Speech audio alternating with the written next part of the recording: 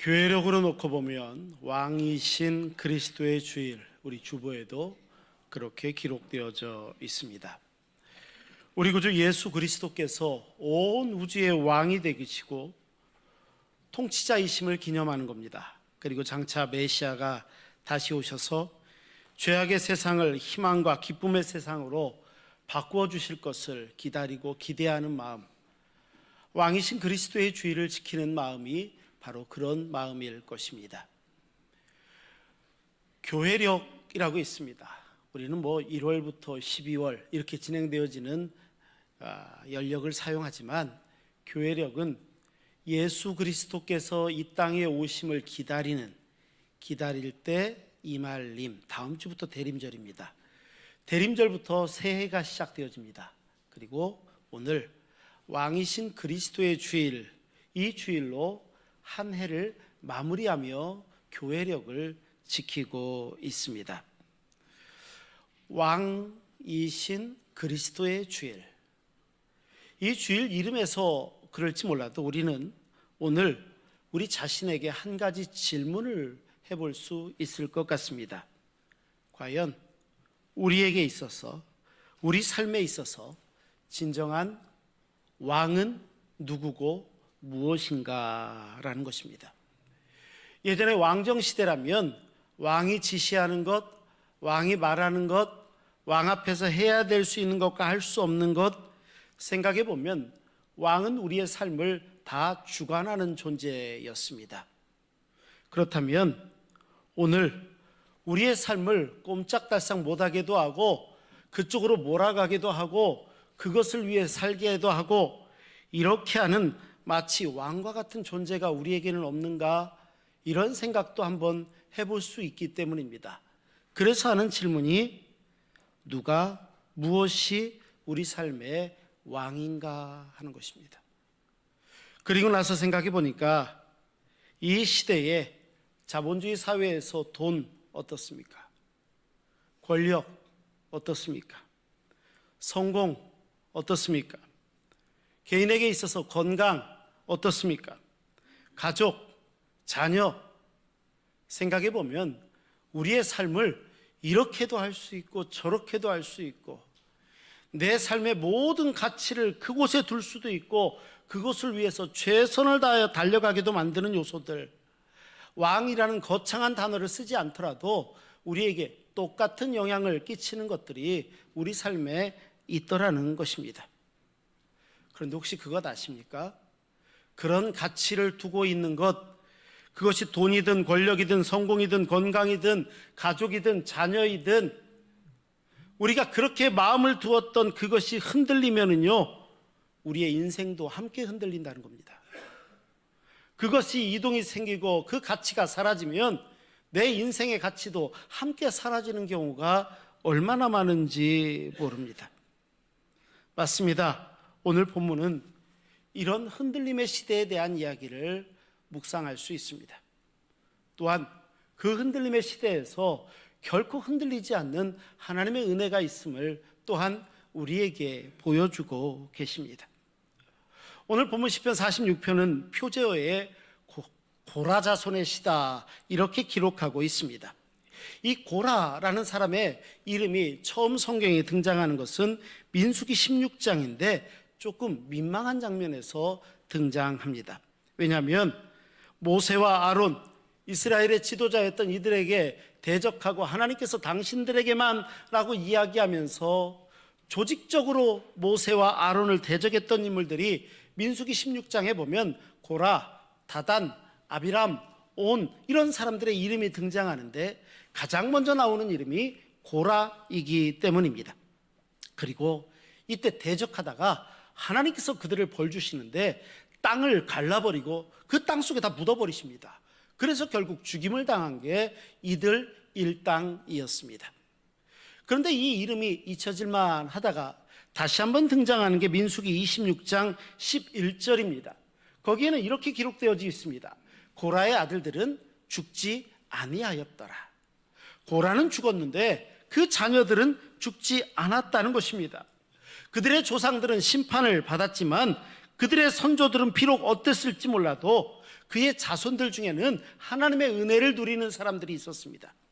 게다가 시편 46편에 고라 자손의 시 이렇게 나오는 것처럼 그들은 하나님의 성전에서 하나님의 성호를 높여드리는 너무 거룩하고 복된 그 위치에 서 있었기 때문입니다.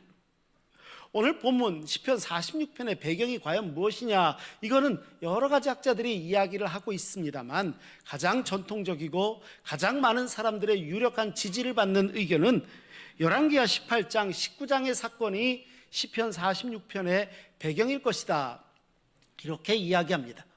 이 사건은 무엇입니까? 당시 남유다의 왕은 히스기야였습니다.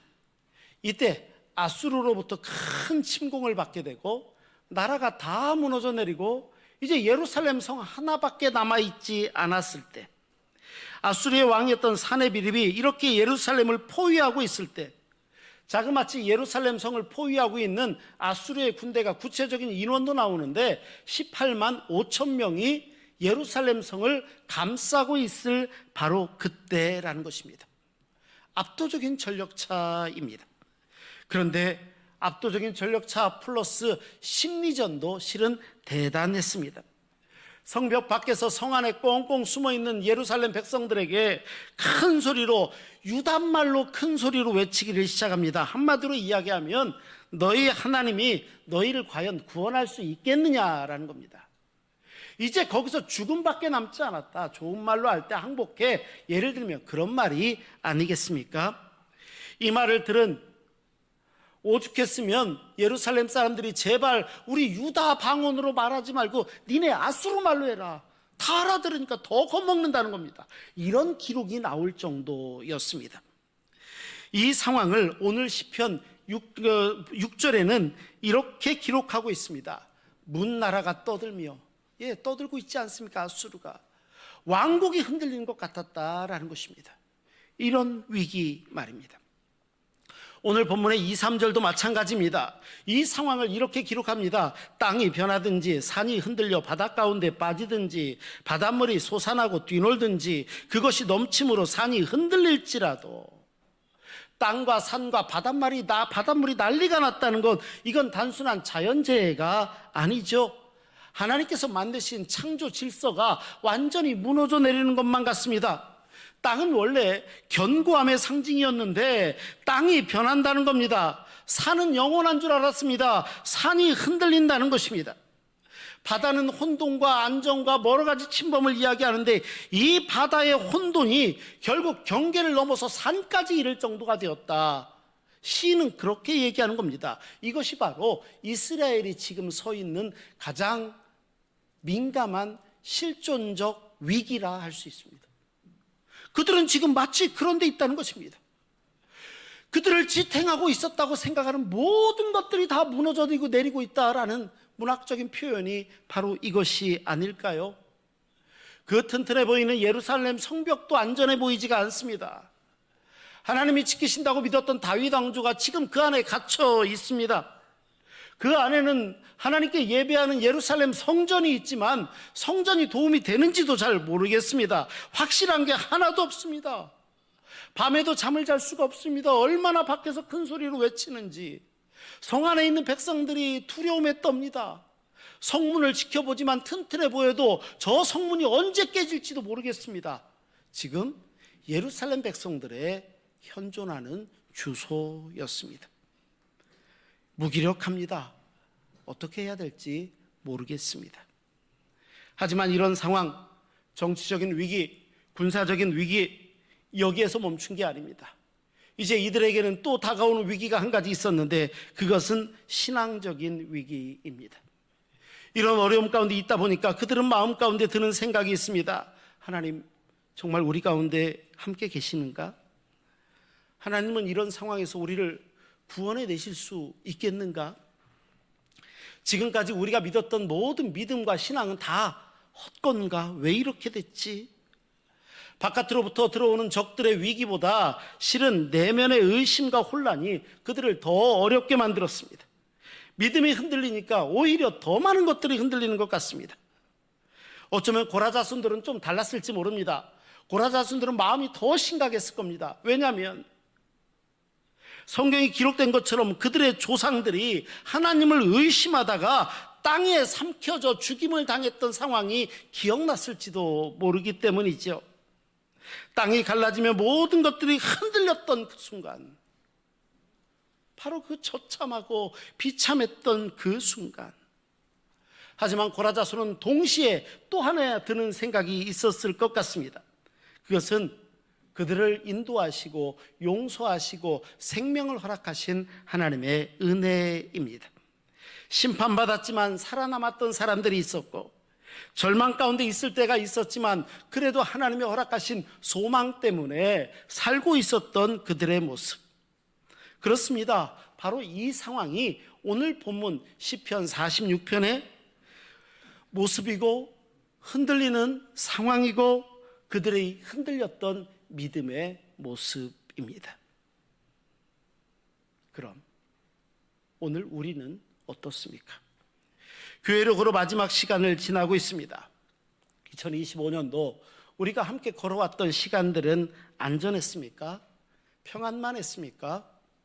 한번 볼까요? 올해만 하더라도요, 우리는 수많은 흔들림을 직접 경험했던 사람들이 오늘 이 자리에 앉아있는 우리이기도 합니다.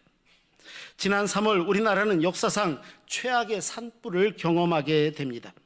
경남 산청에서 시작된 불은 강풍을 타고 삽시간에 번졌고, 경북 의성, 청송, 영덕, 울산, 울주까지 동시다발로 산불이 번지게 됩니다. 많은 사람들이 집을 버리고 대피할 수밖에 없었습니다. 마지막 최종 결과 피해 면적이요, 축구장 2,600개 규모가 땅에 불에 탔습니다.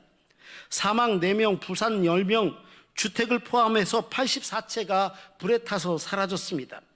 이재민은 1,309 가구였고, 이재민은 2,158명이 그때 대피하였고, 놀라운 것은 현재까지도 473명은 집으로 돌아가지 못하고 있습니다. 하루가 24시간 아닙니까? 이때 진화했던 시간만 213시간 34분. 진화가 되긴 됐지만 엄청났습니다. 대한민국 산불 역사상 가장 넓은 면적이 불에 탔다라는 기록을 세웠다고 합니다. 어떻습니까?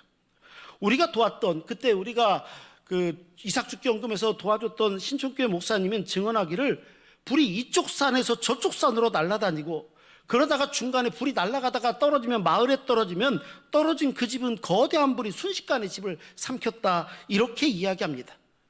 그러면서 마치 그 목사님은 산이 날아다니는 것 같았다, 밤에, 이렇게 말씀하시는 거 보고, 전국에서 소방대원들이 모여서 힘을 모았습니다. 하지만 강풍과 건조함 앞에서 인간이 참 이렇게 무기력할 수도 있구나, 이런 생각도 하게 되었다라고 이야기합니다. 그런데 올해 그런 일만 있었습니까? 아닙니다. 잘 생각해 보십시오. 1월 달에 시작할 때는 몇 년 만에 오는 한파, 폭설. 7월 달 기억나십니까? 100년에 한 번 있을 법한 폭우를 얘기했는데, 동시에 폭우가 내릴 때 강원도 지역은 비가 안 와가지고, 기억나시죠? 물 보내고 난리 났던 것. 그런 가뭄이 있었습니다. 기상청은 앞으로 이런 기후 위기로 인한 재난 상황은 더 빈번하게 나타날 것입니다, 이런 위기를 경고합니다. 얼마나 땅이 변하고 산이 흔들리고 물이 넘친다는 이 문학적 표현이, 이게 과장한 게 아니네, 이런 생각이 드시지 않습니까? 우리가 서 있는 현존하는 현실이었습니다. 그런데 어떻게 이게 자연 문제만 그렇겠습니까? 2025년도 걸어오며 우리 개인의 삶은 그렇지 않았습니까? 우리도 흔들릴 때 있지 않았었을까요? 어떤 분은 올해 건강의 위기를 맞은 분도 있을지 모릅니다. 경제적인 위기 가운데 서 있으며 지금도 고통드는 분도 계셨을지 모릅니다. 내가 올해 무언가를 목표로 했는데, 목적으로 했는데, 이것을 위해서 최선의 노력을 다했지만 결국 실패한 사람들도 계실지 모르고요. 사업이 점점 어려워지고 빚은 날마다 늘어나고, 이런 것들 때문에 가슴 아파하시는 분도 계실지 모릅니다. 누군가는 관계가 깨지면서 믿었던 사람의 배신을 당했던 분도 계실 거고, 가족 간의 갈등이 나타나 이별에 이르신 분도 계실지도 모르겠습니다. 그러다 보니까 이런 상황들은 종종 우리 영적인 상황하고 연결될 때는 없나요? 하나님이 계신가? 하나님이 나를 사랑하시나? 기도해도 응답 없는 것 같고, 교회에 나와도 내 삶이 그다지 변하는 것 같지도 않고, 신앙생활 하는 게 어떤 의미가 있을까? 이런 마음이 든다면 우리 영적인 부분도 같이 흔들리고 있는 것 아닐까요? 이 시대는 안 그렇습니까? 모든 것들이 다 불확실합니다. 미국에서 기침하면 한국은 감기 걸린다고 그럽니다. 도대체 모르겠다는 겁니다. 정치적인 혼란, 경제적인 불안, 사회적 갈등, 국제적 긴장, 뉴스를 볼 때마다 어느 것 하나 마음 편한 소식이 없는 것 같습니다. SNS를 들여다보면 남들과 자연스럽게 비교가 되니까 내 자신이 가끔 갑자기 우울해질 때가 있습니다. 나만 이런가? 내 미래만 불안전한 것 같고 살아온 모든 시간이 후회다, 이런 생각 드실 때는 없습니까? 우리나라 20대, 30대에 대한 평가를 하고 표현을 하는 여러 가지 표현들 중에 참 우울한 표현이 한 가지 제가 엊그저께 읽었습니다. 이번에 노회에서 목사님들 모인 상태에서 어떤 한 목사님이 그 얘기를 하는데 그렇다라는 생각을 제가 직접 했습니다. 우리나라 지금 20대, 30대는요, 우리나라 역사상 최초로 부모보다 가난한 세대라는 겁니다. 부모들은 땅값이라도 오르고 뭐라도 그냥 상상할 수 없도록 부를 축적하는데 자녀들은 절대 그 부에 도달할 수가 없는 구조를 가지고 있답니다. 그래서 부모보다 가난한 세대, 저는 그 말이 확 와닿습니다. 그러고 나니까 청년들이 그렇게 외치는 외침이 있습니다. 우리한테 희망이 있습니까? 저는요, 결혼도 포기했습니다. 출산도 포기했습니다. 집 사는 것 포기했습니다. 언감생신, 심지어 나는 꿈도 포기했습니다. 이게 사포 아닙니까? 사포. 그럼 중장년층은 편합니까? 아니요. 내가 이렇게 열심히 살았는데 왜 이렇게 힘들지요? 은퇴가 다가옵니다. 은퇴를 했습니다. 그런데 하나도 준비된 게 없는 것 같습니다.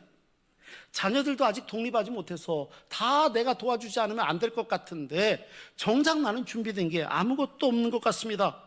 노후가 두렵기만 하고 나도 쓸모없는 사람이 된 것만 같아서 참 막막합니다. 이렇게 후회합니다. 만약에 이런 마음이 있다면 내 삶도 흔들리고 있다는 어떤 증거가 아닐까요? 그런데 오늘 성경이 정말로 하고 싶은 얘기는 이 얘기가 아닙니다. 따로 있습니다. 우리 한번 1절을 같이 읽어볼까요? 1절을 함께 읽겠습니다. 하나님은 우리의 피난처시요 힘이시니 환난 중에 만날 큰 도움이시라. 아멘. 잘 살펴보면요, 시인이 뭐라고 하냐면, 야, 환난은 없어, 이렇게 얘기하지도 않습니다. 시인은 환난 곧 끝나, 걱정하지 마, 이렇게 이야기하지도 않습니다. 시인이 이야기하는 것은요, 환난 가운데 언제라도 너는 하나님을 만날 수 있다, 이 사실을 말씀하고 있습니다. 우리가 언제고 만날 수 있는 하나님, 환난이 없을 때 오기 전에 반짝 만나는 하나님도 아니고 환난 다 끝나고 나서 그 다음에 어쩔 수 없이 만나는 하나님이 아니라 우리가 환난 가운데 있는 그때라도, 가장 힘들 때, 가장 두려울 때, 가장 막막할 때 언제라도 우리는 하나님을 만날 수 있다, 이 사실을 시인은 이야기합니다. 우리는 하나님을 그렇게 만납니다. 그런데 그 하나님이 우리의 피난처가 되신다 말씀하는데요, 히브리어로 피난처는 마세라는 단어를 사용합니다. 이것은 의미가 그냥 단순히 숨어있는 은신처가 아니라 적의 공격으로부터 완벽하게 보호받는 요새와 같고, 폭풍우가 친다고 할지라도 완전히 안전한 피난처, 이게 마세라는 단어의 진짜 의미입니다. 평안하고 안전합니다. 3절, 바닷물이 솟아나고 뛰놀든지 그것이 넘침으로 산이 흔들릴지라도 우리는 두려워하지 아니하리로다. 맞습니다. 모든 하나님의 창조 세계가 무너지는 것 마냥 두렵고 한다 할지라도 우리는 그 안에서 두렵지 않다는 거죠. 왜? 우리가 하나님이 우리의 피난처가 되시기 때문입니다. 하나님이 우리의 피난처십니다. 그래서 그런지 시인은 계속 아주 의도적인 대조를 보이고 있습니다. 4절과 5절 말씀해 보면 이렇게 기록하고 있습니다. 한 시내가 있어 나뉘어 흘러 하나님의 성 곧 지존하신 이의 성소를 기쁘게 하도다. 하나님이 그 성 중에 계심에 성이 흔들리지 아니할 것이라. 새벽에 하나님이 도우시리로다. 밖에서는 바닷물이 넘칩니다. 산이 흔들리는 것 같습니다. 난리가 난 것 같다 할지라도 이 성 안에는 고요한 시내가 흐른다는 것입니다. 그런데 그거 아세요? 예루살렘의 제일 약점이 물이 없다는 거. 예루살렘 안에는요, 시내가 없습니다. 아주 의도적으로 만들었던 바깥의 기온샘으로부터 그냥 땅굴을 파고 아주 동굴처럼 졸졸졸 흐르는 그 물로 식수를 챙겼던 역사가 있습니다. 이거 외에는 없다는 겁니다. 그래서 실로암까지 이어지는 겁니다. 그런데 시내가 없음에도 불구하고 뭐라고 있네요? 예루살렘의 한 시내가 나뉘어 흐른다, 이렇게 시인은 이야기하지 않습니까? 마치 이것은 에덴 동산에 말씀하셨던 그 강이 흘러가는 것 같고요, 에스겔서를 읽어보신 분은 아시겠지만 에스겔서 47장에 보면 성전에서 흘러나오는 강수가 있습니다. 마치 성전에서 흘러나와 온 땅을 살리는 것만 같은 생명수가 넘쳐나는 것, 바로 이 하나님의 은혜의 말입니다. 오늘 성경은 이렇게 얘기합니다. 그것이 바로 하나님의 임재고 하나님의 계신 그곳에 생명이 있다는 것입니다. 그래서 이렇게 얘기하죠. 하나님이 그 성 중에 계심에 성이 흔들리지 아니할 것이다. 하나님이 계시니까.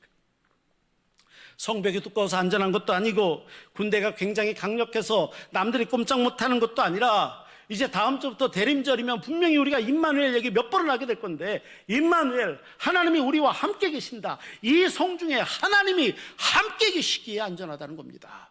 임마누엘, 하나님이 계시기 때문에 누구라도 가장 취약할 것만 같은 새벽에도 도우시는 하나님, 새벽에 도우시리로다. 그 하나님 말입니다. 6절과 7절의 상황도 비슷합니다. 문 나라가 떠들어댑니다. 그로 인해서 왕국이 흔들립니다. 하지만 그럼에도 하나님께서 소리를 내시고 우리와 함께 하시니까 땅이 녹아나는 것만 같고요, 야곱의 하나님이 우리의 피난처가 되시는 것만 같다는 겁니다. 하나님이 우리와 함께 하시기, 이것은 하나님의 주권이 어디에 있는지를 이야기합니다.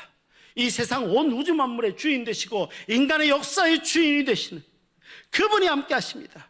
다른 사람들은 이야기합니다. 뭐라고 떠들어대는 것 같습니다. 그것 때문에 비록 그들의 왕국, 우리에게 대입하면 우리의 터전, 이것이 흔들릴지라도 하나님이 한마디만 하시면, 주권자이신 하나님이 함께 계시면 이 모든 상황이 무너져 내린다는 겁니다. 실제로 열왕기하 19장 35절 말씀에 보면 이 예루살렘 성을 감싸고 있었던 아수르 군대, 정확히는 18만 5천 명의 군대가 하룻밤 사이에 전멸하는 장면이 등장하고 있습니다. 왕이었던 사네립의 마지막이 어땠는 줄 아십니까? 굉장히 비참하는데요, 이 전쟁에서 물러나고 나서 갑자기 아수르로 돌아갔는데 가장 자기가 믿었던 부하의 배신으로 죽임을 당하고 맙니다. 하나님이 하시면 하나님이 하십니다. 그럼 이제 우리가 하나님의 음성을 들어야 될까요? 하나님은 뭐라고 말씀하실까요? 우리 10절 함께 읽겠습니다. 10절 함께 읽습니다. 이르시기를 너희는 가만히 있어 내가 하나님됨을 알지어다. 내가 문나라 중에서 높임을 받으리라. 내가 세계 중에서 높임을 받으리라 하시더라. 아멘. 가만히 있는다는 이 원어의 특징은요, 손을 놔라, 그만해, 그쳐라, 이런 뜻이 있습니다. 단순히 조용히 해, 이런 뜻이 아닙니다. 우리의 분주함, 내가 세운 계획, 내가 뭐든지 다 통제할 수 있을 것이라고 생각했던 이 모든 것 다 내려놓는 겁니다. 포기하는 것입니다. 그리고 하나님이시라는 사실을 알라, 이렇게 말씀하시는 겁니다. 우리는 얼마나 자주 우리 힘으로 다 할 수 있다, 이렇게 생각할 때가 얼마나 많습니까? 우리의 지혜로 할 수 있을 것만 같고, 내가 가진 방법으로 끝낼 수 있을 것만 같고, 내가 가진 능력이 저 상황은 얼마든지 다 해결할 수 있을 것만 같은 이런 마음으로 생각되고 모든 걸 통제하고 진행할 때는 없습니까? 그런데 하나님의 음성을 한번 들어보십시오. 가만히 있어라, 내가 하나님됨을 이제 알게 될 것이다 하시는 이 말씀, 이 말씀은 하나님의 주권을 신뢰하라는 것이고, 그분의 통치에 내가 기꺼이 내 자신을 맡긴다는 뜻입니다. 내가 기꺼이 그 안으로 들어가는 것입니다. 그리고 나서 오늘 본문에 실은 똑같은 절이 두 번 나오는 거 아십니까? 7절에 나왔던 똑같은 말씀이 11절에 한 번 또 등장합니다. 그 고백은 이렇습니다. 만군의 여호와께서 우리와 함께 하시니, 이게 임마누엘입니다. 우리와 함께 하시니, 만군의 여호와께서 우리와 함께 하시니 야곱의 하나님은 우리의 피난처시로다. 아멘. 하나님이 우리의 피난처가 되신다는 것입니다. 그렇다면 오늘 우리는 시편 46편 이 말씀을 어떻게 읽어야 될까요? 가장 먼저 우리는 환난 가운데 있더라도 하나님을 만날 수 있음을 꼭 깨달아야 됩니다. 지난 3월 산불이 모든 것을 집어삼킬 때 많은 사람들이 절망했지만 당시 인터뷰 가운데 굉장히 인상적인 인터뷰가 있습니다. 오히려 하나님의 손길을 경험했다는 것입니다. 발견했다는 것입니다. 한 교회가 완전히 불탔습니다. 그런데 앉을 곳도 없어서 거룩한 주일에 성도들이 그곳에 모였습니다. 이제 하나님 앞에 앉을 곳이 없으니까 서서 예배를 드립니다. 그런데 그곳의 성도들이요 함께 울고 웃고 오히려 그곳에서 하나님의 임재를 경험했다는 것입니다.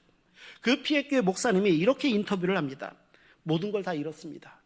예배당도 다 불타버렸고요, 예배당만 탄 게 아니라 근처에 있던 성도들의 집도 다 불탔습니다. 그런데 우리는 하나님을 잃지 않았습니다. 오히려 이 순간 더 깊이 만납니다. 어느 때보다도 더 뜨겁게 성도들끼리 서로를 위로합니다. 그리고 오늘 우리 이렇게 예배를 드립니다. 그렇습니다. 그 나눔과 교제는 어느 때보다도 더 진실한 나눔과 예배의 교제였습니다. 두 번째로 우리에게는 흔들리지 않는 피난처가 있다는 사실입니다. 세상의 모든 것들이 흔들려도 하나님은 흔들리지 않습니다. 때로는 우리의 건강이 흔들릴 때도 있고 내 재정 상태가 너무 어려워 흔들리는 것처럼 보일 때도 있고 나를 둘러싸고 있는 관계가 어느 순간에 무너져 내리는 것만 같은 위기감을 느낄 때도 있고 직장이 흔들리는 것처럼 보일 수도 있고 자녀가 내 맘대로 되지 않는 것처럼 여겨지는 어느 순간도 있을 수 있지만 그럼에도 하나님은 흔들리지 않는다는 사실, 하나님은 흔들리지 않으십니다. 세 번째, 우리는 가만히 있어 하나님이 하나님 되심을 알아야 한다는 것입니다. 어쩌면 이 시대에 살아가는 우리 현대인들에게 가장 중요한 메시지가 아닐까요? 우리 너무 분주하지 않습니까? 쉬지 않고 일합니다. 걱정합니다. 뭔가를 늘 계획합니다. SNS를 보면 아이고 우울했다가 좋았다 왔다 갔다 합니다. 뉴스 봅니다. 카톡이라도 오고 문자라도 오면 답장도 해야 됩니다. 정신없습니다. 그러다 보니까 손에 그 휴대폰이 없으면, 스마트폰이 없으면 괜히 불안합니다. 뭔가 나한테 꼭 연락 올 것 같다고 생각합니다. 나중에 보면 하나도 안 왔는데 그냥 그렇다는 겁니다. 내가 나를 통제할 수 있다라고 생각했지만 어느 순간 그렇게 바쁘다고 여겼던 그것이 나를 헤어나오지 못하는 일상의 수렁으로 나를 빠져넣는 것 같습니다. 잠자다가도 일어나서 휴대폰을 봐야 될 때가 있습니다. 이게 도대체 뭔지. 오늘 들려오는 하나님의 말씀은, 성경은 말씀하시기를 너희는 가만히 있어 내가 하나님됨을 알지어다. 하나님됨을 알지어다. 우리의 분주함을 이제 멈추고 하나님께 맡기는 것입니다. 내가 모든 것을 통제하려는 노력을 내려놓고 이제 그곳에 하나님께서 일하실 공간을 만들어 드리는 겁니다. 바로 그것.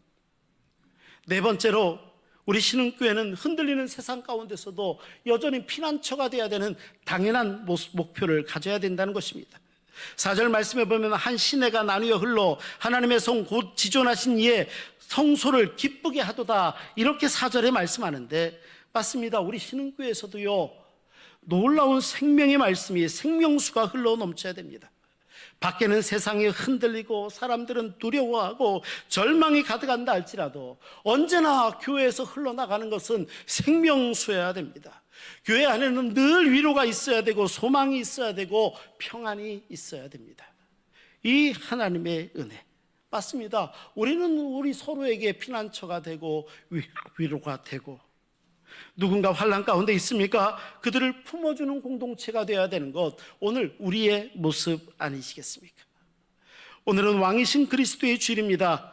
그리고 오늘 말씀을 통하여 만군의 여호와께서 우리와 함께 하실 뿐만 아니라 야곱의 하나님이 곧 우리의 피난처가 되신다고 하나님의 말씀을 우리 함께 읽고 있습니다. 이 말씀에 가장 큰 감동을 받았던 여러 인물 중에 하나가 우리가 너무 잘 알고 있는 종교개혁자 마틴 루터도 있습니다. 이 말씀 때문에 영감을 받아 쓴 찬송시와 찬송이 예배 설교 전에 불렀던 내 주는 강한 성이요 라는 이 찬송입니다. 가사는 이렇죠. 내 주는 강한 성이요 방패와 병기 대신이 큰 환난에서 우리를 구하여 내시리로다. 루터도요, 영적인 전쟁터 한복판을 살고 있었습니다. 그의 생명도 위협받았고요, 그가 하는 성경 번역을 시작해서 모든 종교개혁의 일정들이 누군가로부터 계속 위협과 핍박을 받았습니다. 하지만 루터는 하나님을 피난처로 삼습니다. 그리고 그 믿음을 세상을 변화시키는 수단과 방법으로 하나님께서 사용하셨습니다. 우리도 마찬가지 아닙니까? 우리 앞에 있는 시련이나 환상, 무엇이 있을지 우리도 아무도 모릅니다. 하지만 그럼에도 분명한 한 가지가 있다면 하나님이 우리의 피난처시고 만군의 여호와께서 우리와 함께 하신다는 것이고, 비록 어느 순간 땅이 변하는 것처럼 보이고 산이 흔들리는 것처럼 보이고 바닷물이 넘쳐서 산까지 도달하는 것처럼 보이는 어떤 순간이 있다 할지라도 우리는 두려워하지 않을 것이라는 사실입니다. 우리는 그 사실을 믿습니다. 하나님이 우리의 피난처가 되우시고요, 우리가 미처 손을 쓸 수 없을 것만 같은 그 새벽에도 우리를 도우실 것이기 때문이죠. 이제 우리의 분주함과 나를 지탱한다고 있다는 것들을 이제 하나님 앞에서는 좀 내려놓으실 필요가 있습니다.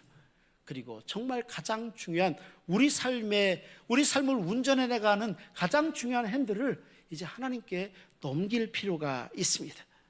맞습니다. 그렇게 세상이 흔들린다 할지라도 결코 흔들리지 않는 하나님, 이 하나님을 믿고 의지하며 붙잡고 살아가야 되지 않겠습니까? 우리가 하나님 안에 거한다면 우리도 결코 흔들리지 않을 것이기 때문입니다. 이 하나님의 은혜, 놀라운 하나님의 임재하심, 그 가운데 승리를 일구어가는 하나님의 백성들, 오늘 예배하는 우리 신흥의 성도들 한 분 한 분 다 되시기를 주의 이름으로 축원합니다. 기도하시겠습니다. 거룩하시고 자비로우신 아버지 하나님, 흔들리는 참으로 어려운 세상에서도 흔들리지 않는 하나님만 붙잡고 믿음으로 승리하는 저희 모두가 되게 하여 주옵소서. 우리 구주 예수 그리스도의 이름으로 기도하옵나이다. 아멘.